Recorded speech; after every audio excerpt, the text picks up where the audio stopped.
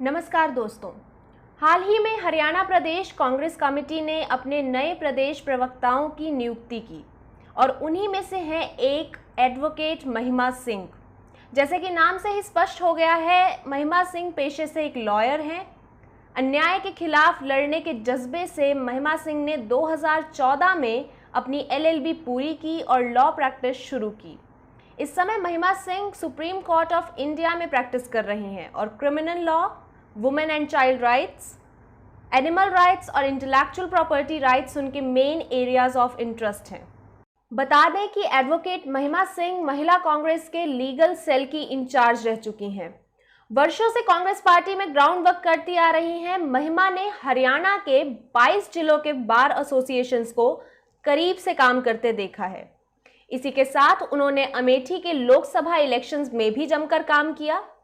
महिमा सिंह का मानना है कि शायद उनके जीवन के उन्हीं सारे एक्सपीरियंसेस ने आज उन्हें इस काबिल बनाया है कि वो प्रदेश प्रवक्ता बन पाई। ऐसे में नए पद की नियुक्ति की बधाई देने और प्रदेश में गरमाए हुए 1983 PTI केस के बारे में चर्चा करने हरियाणा मीडिया की टीम ने spokes person of Haryana Pradesh Congress committee advocate महिमा सिंह से मुलाकात की। आइए इस बातचीत के मुख्य अंश देखते हैं। अभी तक प्रदेश प्रवक्ता बनने के बाद आपका कोई भी बयान नहीं आया, चुप्पी का कारण? प्रदेश प्रवक्ता बनी और अपने आप के अंदर पहले इस खबर को जज्ब किया। ये एक ऐसे वक्त पर हुआ जब संगठन को लेकर बहुत कुछ अपने अंदर विचाराधीन थी, अपने अंदर मंथन कर रही थी पिछले लगभग 1 साल से। पिछले वर्ष विधानसभा चुनाव में और लोकसभा चुनाव में कांग्रेस एक बार फिर से अपनी जगह नहीं बना पाई, जिस तरह से वर्षों से बनाते आए हैं। बार बार लोगों को, दूसरी पार्टियों के प्रवक्ताओं को सवाल उठाते हुए सुना कि इस पार्टी ने देश के लिए किया क्या है, ये पार्टी तो सिर्फ परिवारवाद की बात करती है। और क्योंकि एक 5 टाइम MLA की पोती हूँ, हरियाणा के एक पहले कैबिनेट मंत्री की पोती हूँ, उस परिवार में उनकी गोदी में पैदा हुई, पली बड़ी, खेली, उनसे संस्कार लिए, तो ये जानती हूँ इस पार्टी ने देश को दिया क्या है। और ये देख के दुख होता है जब आज का एक युवा इस बात पर प्रश्न उठाता है। अभी पीछे मैंने योजना, एक जर्नल है ministry of information and broadcasting का, उसमें एक आर्टिकल लिखते हुए ये बात लिखी। एक हरियाणा की राजनीति में एक मुद्दा बहुत ज्यादा गर्म है आज की डेट में, 1983 PTIs। हुड्डा सरकार में ये PTIs लगे, यानी कि कांग्रेस सरकार में PTIs लगे। अभी सरकार ने इन्हें निकाल दिया। सबसे पहले तो PTIs के लिए आप क्या कहना चाहेंगे, और अपनी सरकार में इस तरह के जो भर्ती हुई हैं, इनके बारे में आपके क्या कहना है? देखिए, ऐसा है कि ये देखने को मिलता रहा है कि किसी सरकार ने आके बनारस का नाम वाराणसी कर दिया, दूसरी ने आके फिर से बनारस कर दिया। तो सरकारों को ये समझना होगा कि लोकतंत्र में, प्रजातंत्र में सरकार कोई भी बने, जो परम लक्ष्य है वो है जनता का उत्थान, वो है देश का उत्थान। हमारा प्रियम्बल जो है, जो कॉन्स्टिट्यूशन से पहले लिखा गया, जो कॉन्स्टिट्यूशन को सम अप करता है, वो कहता है we the people of India having solemnly resolved, हम भारत के नागरिक, हमने अपने आप को ये कॉन्स्टिट्यूशन दिया है, हमने ये सरकार खुद को दी है, जनता के प्रतिनिधियों को हम चुनकर लाते हैं। कोई भी पार्टी हो, सबको एक ध्येय, एक लक्ष्य लेकर चलना पड़ेगा। अब वो चाहे PTIs का मामला हो, चाहे बहुत सारे देशों, बहुत सारे राज्यों में चल रहा टेम्परेरी कॉन्ट्रैक्चुअल टीचर्स का मामला हो, ये हर राज्य की, हर राज्य की बात है। हमारे राष्ट्र के अंदर सोचने वाली बात ये है कि नुकसान किसका हो रहा है? नागरिक का नुकसान हो रहा है। हर सरकार को ये सोचना चाहिए कि मैं अपनी प्रोपेगेंडा के तहत, क्योंकि उन्होंने लगाए थे और क्योंकि अब मुझे अपने बंदे लगाने हैं, तो इन्हें पीछे कर दूं। अपने बंदे तो सारे ही हैं ना।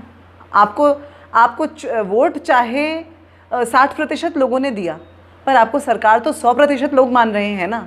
तो आपको ये मान के चलना होगा कि आप उन सब के हित में सोचें, उन सब के इंटरेस्ट को मद्देनज़र रखें और सेल्फिश होकर, परम स्वार्थ से ऊपर उठकर सोचें। कैसा लग रहा है? जिम्मेदारी बड़ी है और अभी क्या लगता है, एक्सपीरियंस है इतना, और आगे सामने ऐसे प्रवक्ता? मुझे बिल्कुल लगता है कि एक्सपीरियंस है, क्योंकि पैदा ही कांग्रेसी परिवार में हुई। और एक चीज़ जो अपने पास है, जो शायद बहुत से प्रवक्ताओं के या बहुत से लोगों के पास नहीं है, वो है विरासत और संगठन के संस्कार। तो ये दोनों ही चीज़ें, और नॉलेज और इन्फॉर्मेशन, ज्ञान तो अथाह है, जितना मर्जी इकट्ठा कर लो। कि ग्लास हाउसेस में बैठने वाला, ब्लैक कॉफ़ी सिप करने वाला जो हमारा युवा है, यूथ है आज का, वो बहुत ही कन्वीनियंटली, कंफर्टेबली ये सवाल पूछ लेता है कि हमारे फोर फादर्स ने, फादर्स ऑफ द नेशन ने, महात्मा गांधी, नेहरू ने आखिर क्या किया है हमारे लिए, हमारे देश के लिए, हमें क्या दिया है, और जो भी हमें दे रहे हैं वो तो आज जो इस मोमेंट में मिल रहा है वही है। तो ये एक ग्रास रूट प्रॉब्लम है। ये इस सवाल को उठाने की ज़रूरत है, हिस्ट्री में झांकने की ज़रूरत है, हिस्ट्री को सिर्फ टेक्स्ट बुक्स तक सीमित रखने की इसके अलावा उसको रोज़ की चर्चा का मुद्दा बनाने की ज़रूरत है। एक देश जहाँ के युवा को उसकी पॉलिटिक्स में इंटरेस्ट नहीं है, वो देश कहाँ जा रहा है और कहाँ जाएगा। जिस देश की उतनी जनता जितनी यूएस की टोटल जनता है वो वोट ना देती हो, वो देश, वो डेमोक्रेसी कहाँ जा रही है, ये देखने वाली बात है। ये आंकड़ों की बात है कि यूएसए की जितनी जनता है, जो टोटल नंबर ऑफ पॉपुलेशन है, उतनी जनता भारत में नॉन वोटिंग पॉपुलेशन है। पंचायती राज इलेक्शन में भागीदारी, 50% भागीदारी देने की बात उठाई गई है। अभी 26 अगस्त से मानसून सत्र शुरू होना है विधानसभा का, तो अभी खट्टर और चौटाला सरकार जो है, गठबंधन सरकार, इन्होंने परसों कैबिनेट मीटिंग की और कैबिनेट मीटिंग में इन्होंने ये प्रपोज़ल दिया कि इस बार पंचायती राज इलेक्शन के अंदर हम लोग 50% भागीदारी लाएंगे महिलाओं की। अब 33% तो कांग्रेस 94 में दे ही चुकी है जब ये एक्ट आया, पंचायती राज एक्ट। 42% महिलाएं क्लेम कर चुकी हैं पिछले इलेक्शन में 2016 में। आपने 33% दे रखा है, फिर भी 42% सरपंच महिलाएं चुन के आ गई। अब ये अपने आप में ये बात बताती है कि आप नहीं देंगे तो भी हमारा हक हमें लेना आता है। कदम सराहनीय लगता है मुझे ये, अगर इसे ठीक तरीके से उठाया जाएगा। इसमें वो हमें स्ट्रैटेजी बता पाएंगे। अगर बिल जो है, जो पारित करने वाले हैं, जो प्रपोज़ करने वाले हैं, उसमें वो क्या रणनीति लेकर आ रहे हैं। एक दो तरफ़ा नीति बनानी चाहिए। मेरा सुझाव उसमें ये रहेगा कि दो तरफ़ा नीति होनी चाहिए। एक पुरुष प्रधान समाज में पुरुषों को कॉन्फिडेंस में लेने की ज़रूरत है और महिलाओं को कॉन्फिडेंस देने की ज़रूरत है। ये दो तरफ़ा नीति जो सरकार बना पाएगी वो इसका श्रेय ले जाएगी। इस सरपंच पति की प्रथा को ख़त्म करने का जो क्रेडिट है वो सरकार ले जाएगी। हमारे ज़िले में ही ऐसा है। हमारे कुरुक्षेत्र में मैं बहुत सारी ऐसी एमसीज़ को देखती हूँ जो रिज़र्व सीट से महिला एमसीज़ हैं, बहुत नज़दीक से देखती हूँ। वो सिर्फ स्टैम्प हैं, रबर स्टैम्प, और सिग्नेचर और स्टैम्प के लिए ही वो लोग पिक्चर में आती हैं। अदरवाइज़ उनके जो हस्बैंड्स हैं, जिनके दम पर, क्योंकि महिला अपनी पहचान बनाए, ये कहीं ना कहीं स्वीकार्य नहीं है हमारे पुरुष प्रधान समाज को। और दो तरफ़ा नीति की बात मैंने इसीलिए उठाई क्योंकि हमारे पुरुषों को ये समझना होगा कि सिर्फ दिखावे के लिए नहीं, जिस दिन पुरुष को भी घर से निकलने से पहले बच्चों की रोटी की चिंता हो जाएगी, उस दिन ये दो तरफ़ा नीति जो है वो साकार हो जाएगी। दो तरफ़ा नीति मेरी अपनी सोच विचारधारा है, जिसमें मुझे लगता है कि महिला का सशक्तिकरण, महिला का ही क्यों, पुरुष आज सशक्त है, पोजीशन ऑफ पावर में है, क्योंकि महिला सर झुका के उसको अपना परमेश्वर मानती है। नहीं, ये तो एक इज्जत सम्मान की बात है। आप उसमें पुरुष भी अपनी वाइफ की इज्जत करते हैं, सम्मान देते हैं, वैसे ही महिलाएं सम्मान देती हैं। लेकिन जब हम बात करते हैं महिलाओं का सशक्तिकरण करने की, महिलाओं को पावर देने की, हमारे समाज में ये कोई नई बात नहीं है, ये तो प्रथा ही रही है। चूल्हा चौका पत्नी संभालती है। अब मॉडर्नाइजेशन हो गया। मॉडर्नाइजेशन में भी एक वकील होने के नाते एक ट्रेंड देख रही हूँ मैं समाज में। शादी होते ही विदिन 6 मंथ्स डिवोर्सेस हो रहे हैं, बहुत ज़्यादा। फॉल्स रेप केसेस भी बहुत सारे हो रहे हैं। ये एडवोकेसी में मैं ट्रेंड देख रही हूँ। ये है, ये फैक्ट है, ये कोई राजनीतिक बात नहीं है और ये एक चिंताजनक बात है। ये इसलिए हो रहा है क्योंकि पुरुष हमें शायद ये कॉन्फिडेंस नहीं दे पाए हैं। दोनों गाड़ी के पहिए हैं, दोनों में से एक भी छोटा रहा और दूसरा बड़ा रहा तो गाड़ी तो डगमगा जाएगी। तो वो दोनों को बराबर का विश्वास, इस पहिए को उस पे और उसको इस पे, ये विश्वास होना ज़रूरी है कि हम दोनों ठीक चल रहे हैं। गाड़ी के सारे पुर्जे जब तालमेल से चलते हैं तो गाड़ी सुचारू रूप से चलती है। लेकिन अगर एक पुर्जा सिर्फ नाटक कर रहा हो पैसा चलने का और ना चल रहा हो ठीक से, बात यह है कि हमें एक दूसरे को ये कॉन्फिडेंस देने की और लेने की ज़रूरत है। दो तरफ़ा इसे मैंने इसलिए कहा क्योंकि ये वाकई मेरे लिए पॉसिबल नहीं है अगर मेरा जो मेल काउंटर पार्ट हो वो मुझे ये कॉन्फिडेंस ना दे कि आप कर सकती हैं।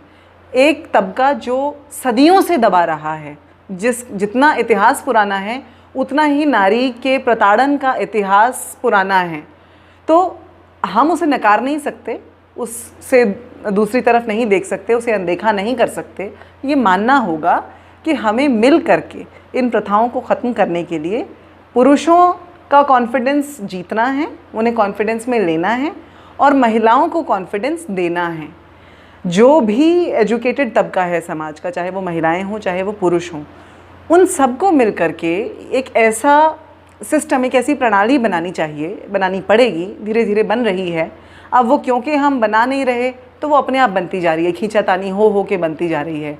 वो उस तरह से हमें लानी पड़ेगी जिससे कि सुचारू सिस्टम बन सके, एक स्मूथ सिस्टम बन सके।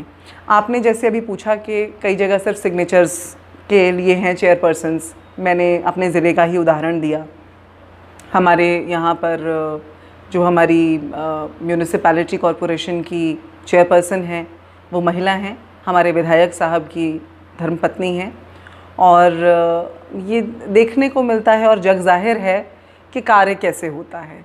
तो ये करना पड़ेगा, लाइन ड्रॉ करनी पड़ेगी, हमें अंकित करना पड़ेगा कि ये अब तुम्हारा काम है। पुरुष उसका सपोर्ट तो बने, उसके पीछे खड़ा तो रहे, पर उसे हाथ से पीछे न धकेल दे कि तुमसे नहीं होगा, मैं करता हूँ। महिला सशक्तिकरण हमेशा से हिंदुस्तान में एक बड़ा मुद्दा रहा है। महिमा सिंह द्वारा समझाई गई दो तरफा नीति आज के समय की ज़रूरत है। महिलाएं किसी भी समाज का स्तंभ हैं और महिमा सिंह जैसी निपुण और शिक्षित महिला उस समाज की प्रगति का रास्ता। उम्मीद है आपको भी इस इंटरव्यू से महत्वपूर्ण बातें जानने को मिली होंगी। धन्यवाद।